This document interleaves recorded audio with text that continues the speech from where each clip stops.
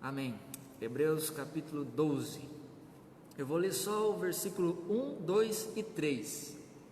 Hebreus capítulo 12, versículo 1, 2 e 3. Portanto, também nós, uma vez que estamos rodeados por tão grande nuvem de testemunhas, livremo-nos de tudo o que nos atrapalha e do pecado que nos envolve, e corramos com perseverança a corrida que nos é proposta, tendo os olhos fixos em Jesus, o autor e consumador da nossa fé.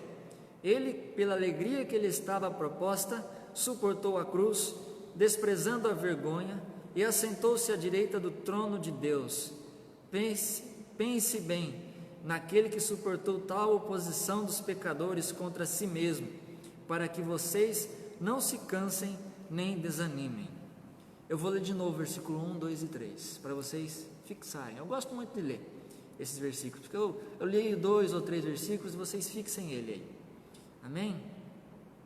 Portanto, também nós, uma vez que estamos rodeados por tão grandes nuvens de testemunhas, livremo-nos de tudo o que nos atrapalha e do pecado que nos envolve, e corramos com perseverança a corrida que nos é proposta, tendo os olhos fixos em Jesus, o autor e consumador da nossa fé.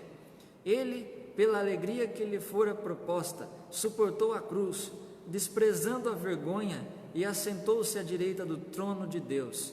Pense bem naquele que suportou tal oposição dos pecadores contra si mesmo, para que vocês não se cansem nem se desanimem. Graças a Deus. Meus irmãos, meus amigos, a Bíblia está repleta de ensinamentos como esse. Ensinamentos como esse como, né, pastor? Como? Na questão de a gente olhar fixamente para Jesus. Paulo diz isso em todas as cartas que ele escreveu, a carta dos Hebreus também diz isso, os evangelhos também dizem que nós devemos olhar só para Jesus. Mas por quê? O que o autor de Hebreus está querendo dizer aqui com isso? Está querendo dizer do desânimo que muitas vezes as pessoas têm. O desânimo que muitas vezes as pessoas olham para si mesmas e não veem saída, não veem por onde podem ir, ficam desanimadas, ficam para baixo, ficam sem saber o que fazer. A Bíblia está repleta de passagens como essa. A Bíblia está repleta de personagens que tiveram vários desânimos. Muitos dos personagens tiveram desânimos na Bíblia que está escrito aqui, e várias situações também. Posso citar algumas. As situações das pragas que houve no Egito, é uma parte da Bíblia que há desânimo por parte da nação de Israel, por parte dos egípcios também. Há uma parte também que diz sobre a praga dos gafanhotos que Israel sofreu também, é uma parte que Israel sofreu muito. Há muitas passagens ali também que há fome na terra, né? Lembra a passagem de José, a passagem de Ruth, onde há vários anos de fome, onde há vários anos que o povo de Deus sofreu com fome, houve desânimo, né? Tanto que na passagem lá de José do Egito, a sua família estava morando lá em Israel, eles precisaram vir até o Egito buscar comida, porque houve tamanha fome lá onde eles estavam.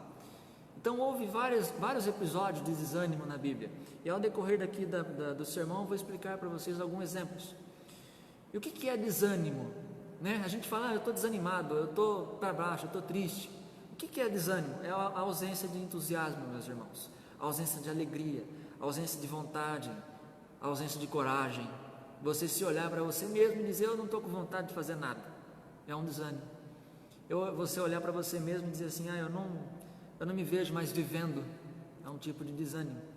Você olhar para você mesmo e falar assim, eu não consigo, é um tipo de desânimo. Então, a Bíblia diz aqui que nós não devemos ter esse desânimo. Tem um desânimo que há em nós, irmãos, que é o desânimo de que tudo está dando certo também. Mas você vai perguntar para mim, mas pastor, como é que é isso aí? Como está tudo dando certo, como é que eu vou ter desânimo? Tem esse desânimo também. Quando a gente está tudo bem, está tudo saudável, está tudo dando certo, recebendo dinheiro, fazendo e acontecendo, a gente se esquece de Deus. Não se esquecemos? Dá desânimo de orar, dá desânimo de ler a palavra de Deus, dá desânimo de estar junto com Deus. É um tipo de desânimo também. Queira ou não, é um tipo de desânimo. Então, há esse tipo de desânimo que está dando tudo errado e há esse também que está dando tudo certo. Lembra dos filhos de Israel também? Estavam tudo dando certo, né? Tinha fartura em suas terras, tinha fartura nos seus lares, estava tudo ocorrendo de melhor para melhor. E eles esqueceram de Deus e foram para a idolatria. E aí o que aconteceu?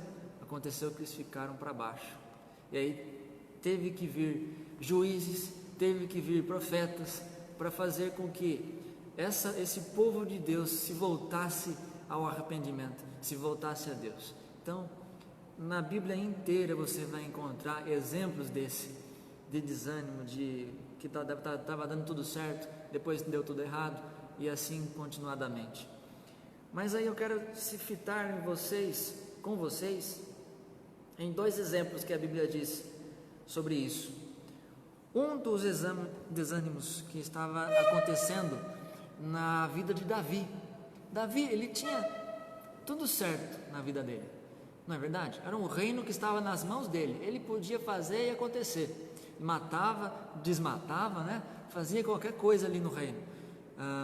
Mas aí, uma certa vez, ele até cobiçou uma mulher do seu comandante ainda, do comandante do exército dele. E ele cobiçou e teve essa mulher para ele. E não só teve essa mulher, como teve um filho com essa mulher. E sabendo disso, mandou matar o marido dessa mulher. Olha só, tudo isso dando certo para Davi. Ele cobiçou a mulher, teve a mulher, mandou matar o marido dessa mulher, esse marido foi morto, tudo dando certo. Só que aí Davi se arrependeu. Ele falou: olha, eu não devia ter feito isso. Eu não devia ter feito isso, não devia ter feito tudo o que eu fiz. E aí o que ele escreveu em um dos salmos? Senhor, não tire de mim o teu espírito. Olha que profundo que Davi foi. Não tire de mim o teu espírito, mas mantenha em mim, para que eu possa fazer o que possa ser feito aqui neste lugar, nesse reino, aqui em Israel, para o Senhor. Esse é um exemplo de que estava dando tudo certo. Um exemplo que estava dando tudo errado. Um dos juízes que houve em Israel, antes de houver reis, antes de ter profetas, existiam juízes. Se você começar a ler a Bíblia, depois lá da Torá, do Pentateuco, ali onde está Gênesis, Levítico, Números, Deuteronômio ali, vai começar Josué e vai chegar até Juízes. Ali em Juízes vai ter vários exemplos de pessoas que se levantaram como juízes da nação de Israel para livrar o povo de alguma coisa que estava acontecendo. Então se levantou Otoniel, se levantou Débora, se levantou Sansão, um dos famosos juízes que houve em Israel, Sansão. E também se levantou um que se chamava Gideão. Esse Gideão acho que foi o 5º ou 6º juiz, não lembro ao certo, mas foi um dos juízes também de Israel. Gideão, no seu governo, vamos dizer assim, houve tudo errado. Por quê? Os midianitas só aqui nele, não deixava ele em paz. Os midianitas eram um povo que queria guerrear com ele lá. E ele não deixava o Gideão em paz, não deixava ele em paz. É uma época de muita perseguição para Gideão. Só que aí, e olha só, Gideão tinha 300 homens só no seu exército. Olha que dificuldade. Enquanto os midianitas tinham milhares. E os outros povos em volta lá de Israel tinham milhares. Então, Gideão se viu num abatimento enorme. Até que ele veio e se prostrou até os pés do Senhor. Ele disse: eu não sei o que fazer, Senhor, faça por mim. E foi isso que aconteceu. Foi isso que aconteceu. Gideão batalhou com esses 300 homens contra os midianitas e eles foram vencidos. Eles quase não precisaram batalhar, foram vencidos só com 300 homens. Olha só o que aconteceu com uma oração de Gideão, que isso que estava dando tudo errado e no fim deu certo. E Davi estava dando tudo certo e no fim deu errado, não é? Olha só a diferença dos desânimos que há. Então você pode estar passando por alguma dificuldade aí, você pode estar passando por alguma doença, pode estar passando por algum pensamento que passe por sua mente, não sei. pode estar tudo dando certo também na tua vida, pode você estar dando os pulos dessa altura, não sei, mas em todo caso, a Bíblia diz que nós devemos estar olhando para o autor e consumador da nossa fé, que é o Cristo Jesus. Ele é o autor e consumador da nossa fé. Em todas as situações, em tudo que nós fizermos, olharmos para Jesus, que Ele é o autor e consumador da nossa fé. O que significa isso? É Ele que nos dá tudo o que precisamos. Fé é aquilo que está escrito também em Hebreus capítulo 11, se você ver aqui, um capítulo atrás. Fé é a prova daquilo que nós não vemos e a certeza daquilo que nós vamos receber. Então fé é você falar assim, não, eu tenho saúde, quando você não tem, ou eu tenho vida com Deus, quando você não está tendo, sei lá, alguma coisa que você pode estar pensando aí, você entregue para Jesus, porque Ele é o autor e consumador da tua fé, Ele que é o provedor, Ele que é o protetor de você, da tua fé, da tua vida, do teu viver, entende? Mas vamos olhar aqui nos versículos que eu li para vocês. No capítulo 12 de Hebreus, versículo 1, ele diz um exemplo muito bom da gente levar em conta quando a gente tem desânimo. Olha só, ele diz aqui, nós estamos rodeados por um tão grande número de testemunhas. Olha isso, a gente tem que olhar em volta e ver, olha só, as testemunhas que nos dizem o quão Jesus é bom. Por exemplo, alguém que foi curado de um câncer, que Jesus curou essa pessoa, alguém que foi liberto do cativeiro do inimigo, alguém que estava internado com alguma doença que nós não sabíamos o que era, estava lá passivo de morte, mas Jesus o libertou, Jesus o curou, o trouxe à vida. Olhemos para esses lados, olhemos para essas situações, para que nós possamos exercitar essa fé, exercitar esse desânimo, vamos dizer assim, e colocar esse desânimo para fora de nós. Porque olha só o que aconteceu com essas pessoas, olha só o que aconteceu com os reformadores, com a história da igreja, com a história dos mártires da igreja aqui no Novo Testamento, nas cartas, no livro de Atos, nos evangelhos que Jesus aqui pregava, o sofrimento que Jesus teve, o sofrimento dos apóstolos, o sofrimento daqueles que vieram depois dos apóstolos. Olha só quanto sofrimento, mas eles se fixaram na palavra de Deus, se fixaram aqui no evangelho, na cristandade, não se desanimaram. Houve algum período que eles poderiam estar ali ansiosos, como Paulo disse lá em Filipenses, como aqui também está dizendo em Hebreus, alguns momentos de desânimo, alguns momentos de dificuldade, mas aí o autor do livro de Hebreus, o autor do livro de Filipenses, e em todos os livros que estão aqui na Bíblia, diz para a gente, não desanimem, esteja fixos os seus olhares para o autor e consumador da nossa fé, ou da vossa fé, que é Cristo Jesus.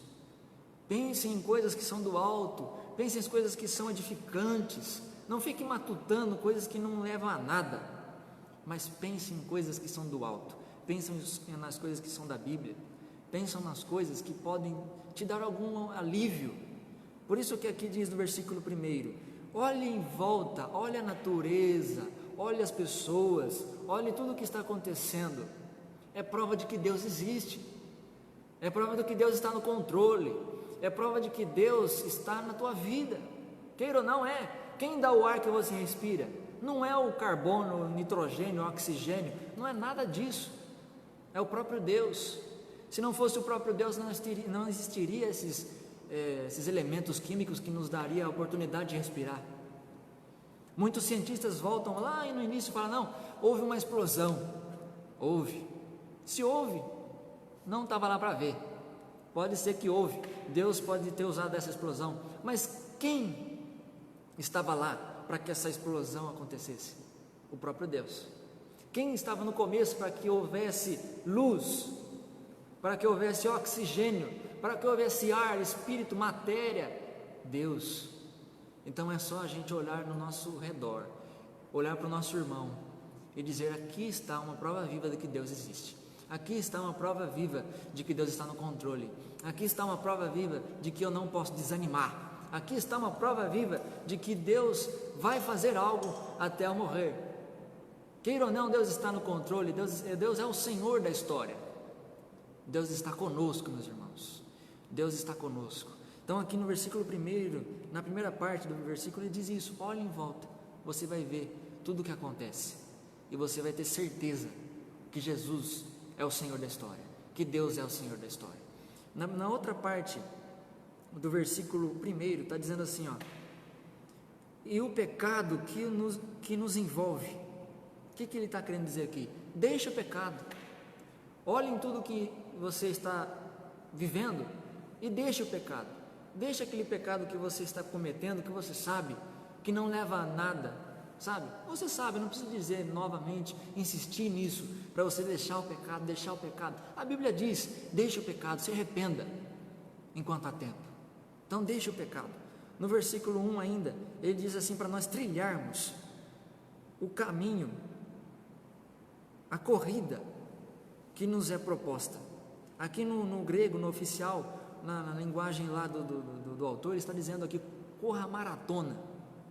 Olha só, na época lá dos hebreus já existia maratona. Então o que significa maratona? É você correr um determinado lugar do começo ao fim, entendeu? É você correr do começo ao fim de determinado lugar. Nós aqui na terra estamos correndo desde o nosso nascimento até a nossa morte. Então corramos esse caminho que Deus nos deu até o dia final. Esse dia final vai ser o dia glorioso que Deus vai nos buscar, e todo esse desânimo, toda essa tristeza vai acabar, e nós estaremos com Ele para sempre. No versículo 2, ali está dizendo para nós olharmos para Jesus. É isso que eu estou insistindo aqui: olhe para Jesus, o autor e consumador da nossa fé.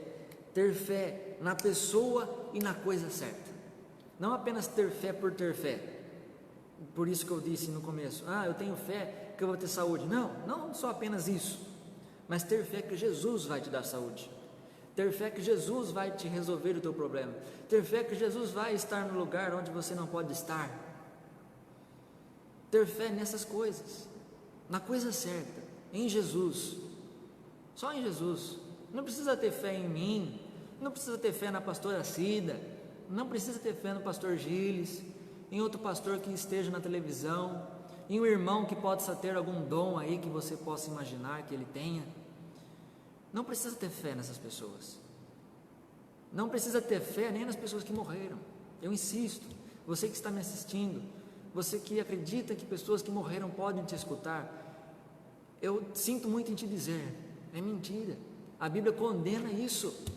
Se você achar em algum lugar que Jesus conversou com um morto, a não ser aquela vez que foi separado com Moisés e Elias, mas aquilo foi um evento separado. No resto, Jesus condena isso. Jesus condena nós conversarmos com mortos. Jesus disse certa vez para um rico: vá lá, deixa os mortos sepultarem os mortos e vem e me segue. O que Jesus queria dizer com isso? Deixa todos eles que foram serem pó, que eles eram pó, eles vão voltar para o pó, mas venha após mim e me segue.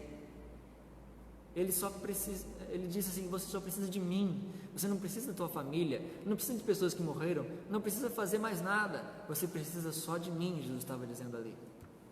Olha só, então a gente tem que ter fé na pessoa certa, na coisa certa, que é Jesus, Então aí no versículo 2 também, na outra parte, diz assim: pela alegria que lhe fora proposta, suportou a cruz, desprezando a vergonha, e assentou-se à direita de Deus. Ou seja, nós devemos suportar o sofrimento e a afronta, assim como Jesus suportou. Lembra daquela parte lá em que diz que Jesus sofreu? Eu vou até abrir para todos nós, em Filipenses, capítulo 5, capítulo 4.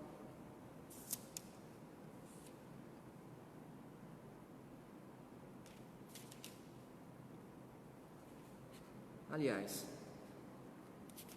você vai lembrar. Aquela parte onde diz que mesmo sendo Deus, ele não deixou de usurpar no direito de ser Deus, mas ele se humilhou.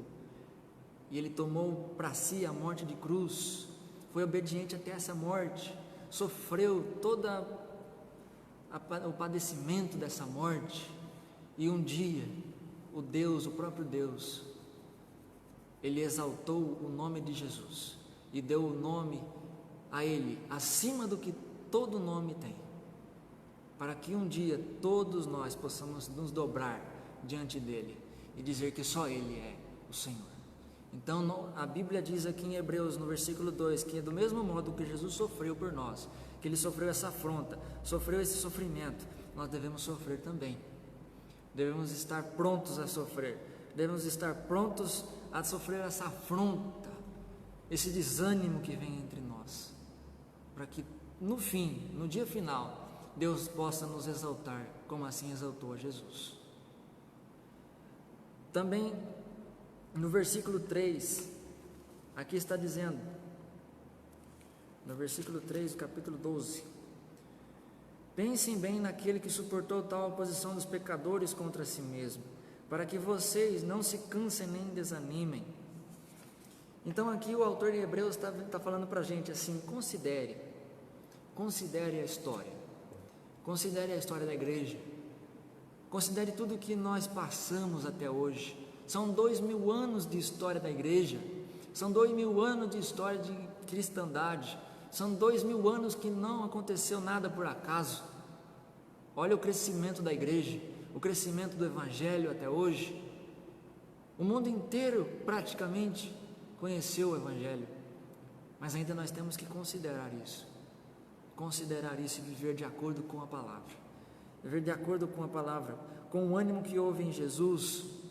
Olha só o tanto de coisa que Jesus sofreu perseguições, de morte, mas ele dizia que a hora não era aquela.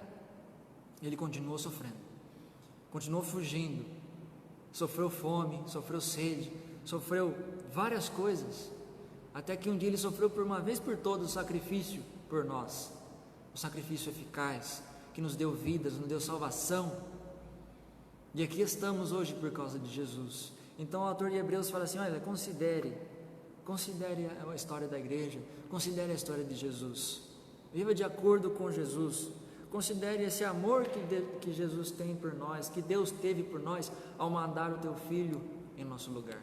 Era para nós estarmos naquela cruz, era para nós estarmos naquele lugar, era para nós morrermos, mas Deus amou o mundo de tal maneira que deu seu Filho único, para que todo aquele que nele crê não pereça, mas tenha a vida eterna. Deus enviou seu Filho ao mundo, não para que condenasse o mundo, mas que o mundo fosse salvo por Ele, por intermédio dEle, só por Ele. Só Jesus pode salvar, só Jesus pode dar a vida eterna, só Jesus pode fazer com que você seja liberto do que você está passando, do que você está vivendo. Só Jesus pode te libertar, só Jesus pode fazer o impossível. Amém?